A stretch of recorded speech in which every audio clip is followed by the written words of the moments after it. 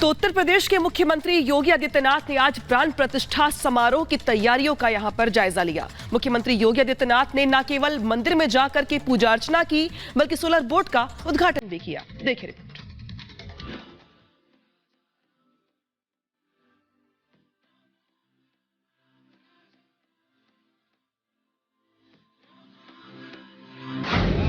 प्राण प्रतिष्ठा के चल रहे अनुष्ठान।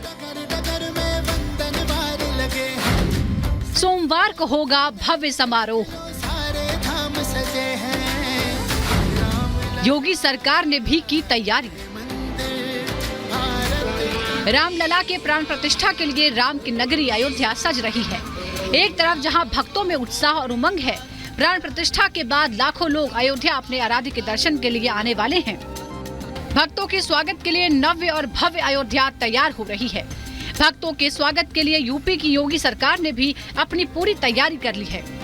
यूपी सरकार की तैयारियों का जायजा लेने के लिए खुद सीएम योगी आदित्यनाथ अयोध्या पहुंचे।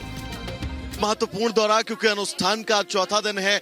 22 तारीख को प्राण प्रतिष्ठा होनी है, तो ऐसे में तैयारियों की समीक्षा करना खुद मुख्यमंत्री योगी आदित्यनाथ आपको दिख रहे हैं लोगों का अभिवादन यहां पर स्वीकार करते हुए। और ये मुख्यमंत्री योगी आदित्यनाथ की तस्वीर हम आपको दिखा दें। अयोध्या में हनुमानगढ़ी में वो पहुंच चुके हैं, यहां पर उनका स्वागत किया गया और अब हनुमानगढ़ी के अंदर जा रहे हैं मुख्यमंत्री योगी आदित्यनाथ।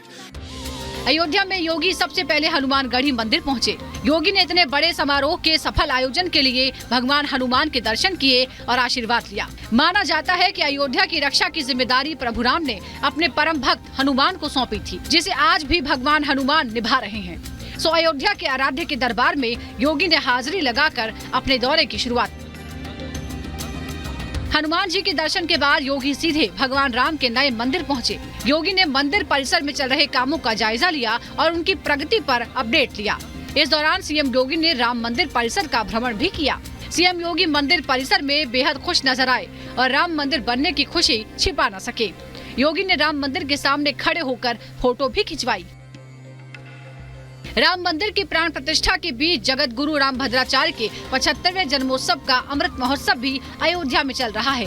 22 जनवरी तक चलने वाले उत्सव में राम कथा के साथ देश के नामचीन कलाकार प्रस्तुति दे रहे हैं। सीएम योगी ने जगत गुरु रामभद्राचार्य से मुलाकात भी की और उनसे प्राण प्रतिष्ठा को लेकर चर्चा की। योगी ने टेंट सिटी का भी दौरा किया और वहां चल रहे अनुष्ठान और हवन पूजन में हिस्सा लिया। सीएम योगी आदित्यनाथ ने अयोध्या को एक और तोहफा दिया है। योगी ने सरयू में चलने वाली सोलर बोट का उद्घाटन किया। योगी ने बोट में सवार होकर यमुना की सैर भी की। इस दौरान बोट के टेक्निकल हिस्सों को भी समझा। आपको बता दें कि यूपी सरकार की ये बोट यात्रियों को सरयू नदी के किनारे स्थित विभिन्न ऐतिहासिक मंदिरों एवं धरोहरों का दर्शन कराएगी। क्यूआरटी वाहन जो है वो अयोध्या की सड़कों पर दौड़ते हुए नजर आ रहे हैं, तो दूसरी तरफ ये बोट जो है वो लगातार सरयू तट से अयोध्या की रखवाली करती हुई नजर आ रही है, ताकि सुरक्षा में अयोध्या की किसी भी तरह से कोई चूक ना हो, सुरक्षा में किसी भी तरह से कोई सेंध न लगा सके। योगी सरकार का प्रयास है कि राम की नगरी अयोध्या की एक विश्व स्तरीय पहचान बने।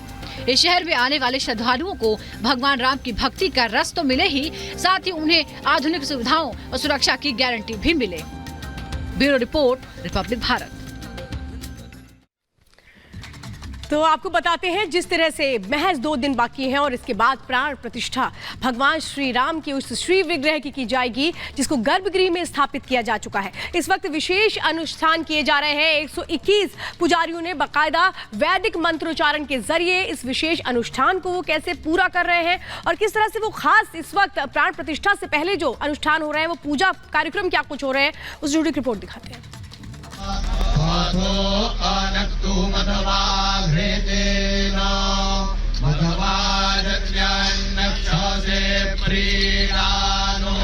दिव्य मंदिर, अद्भुत प्रतिमा, प्राण प्रतिष्ठा अनुष्ठान, राम की नगरी में छाया उमंग। नए मंदिर में रामलला के प्राण प्रतिष्ठा की तैयारियां जोर शोर से जारी है। भगवान की प्रतिमा मंदिर के अंदर आसन पर स्थापित कर दी गई है। पूरे विधि विधान के साथ भगवान की प्रतिमा को गर्भगृह के अंदर ठीक उसी स्थान पर रखा गया है जहां प्राण प्रतिष्ठा के बाद भक्त प्रभु राम के दर्शन कर सकेंगे। मंदिर के गर्भगृह में विराजमान रामलला की पहली तस्वीर भी सामने आ गई। रामलला की प्रतिमा के लिए करीब 3 फीट ऊंचा आसन बनाया गया है। बताया जा रहा है कि मूर्ति को अंदर के चौखट से आसन पर स्थापित करने में 4 घंटे से ज्यादा का समय लगा। गर्भगृह में रामलला की प्रतिमा के प्रवेश के मौके पर तीर्थ पूजा हुई। तीर्थ पूजन में जल यात्रा, गंगा दिवास का भी कार्यक्रम हुआ। कल प्रातः रामलला का प्रतिष्ठा अभी हुआ नहीं है, केवल आसन में रखा गया है। दूसरा सारे वेदियों का पूजन प्रारंभ है और कल मंडप प्रवेश हो गया है। आज अरण्य मंथन प्रारंभ हो गया है, अब हवन प्रारंभ होगा। किन नियमों का पालन, किस तरह से विधि विधान रहा? विधि विधान जैसे कर्मकांड में सामान्य जो विधि रहता है वो सारे विधान का पालन किया गया है। आप लोग कितने लोग थे वहाँ पर? 121 लोग हैं हम लोग। आपको बता दें कि प्राण प्रतिष्ठा से पहले वैदिक अनुष्ठान किए जा रहे हैं। 16 जनवरी से शुरू हुए अनुष्ठान 22 जनवरी तक चलेंगे, जिनमें करीब 121 पुजारी हिस्सा ले रहे हैं। गुरुवार को रामलला की प्रतिमा के मंडप प्रवेश के दौरान भी कई वैदिक अनुष्ठान किए गए। प्रतिमा को स्थापित करने से पहले गणेश अंबिका पूजा, वरुण पूजा, मातृका पूजा, ब्राह्मण वरण, वास्तु पूजा आदि अनुष्ठान किए गए। कल गणेशांबिका पूजन, पंचांग पीठ पूजन, उसके बाद मंडप प्रवेश, एक कुंड पूजन तक ही सीमित रहा और करते करते 8:30 बज गए थे शाम को। और पुनः आज 9 बजे से अरण्य मंथन से लेकर प्रारंभ, पंचांग पीठ पूजन, फिर अरण्य मंथन करके अब ये हवन प्रारंभ हो गया है। मंथन अभी हो गया? आज हो गया जी। अभी आज दिन भर क्या होगा? अब हवन और पारण इत्यादि होगा। कल भी वही हवन और पारण इत्यादि होगा और अधिवास इत्यादि। कल जलादिवास हो गया है और अधिवास चल रहा है। आज के अनुष्ठान में अग्नि स्थापना, नवग्रह स्थापना और हवन का कार्यक्रम है। सुबह पुजारियों ने अग्नि मंथन किया, जिससे अग्नि प्रकट की गई। विधि विधान से प्रकट की गई अग्नि में हवन किया जाएगा।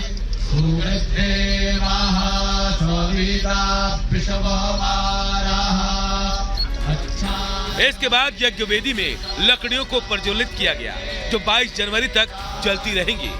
इसी के साथ अखंड ज्योति भी स्थापित हो जाएगी।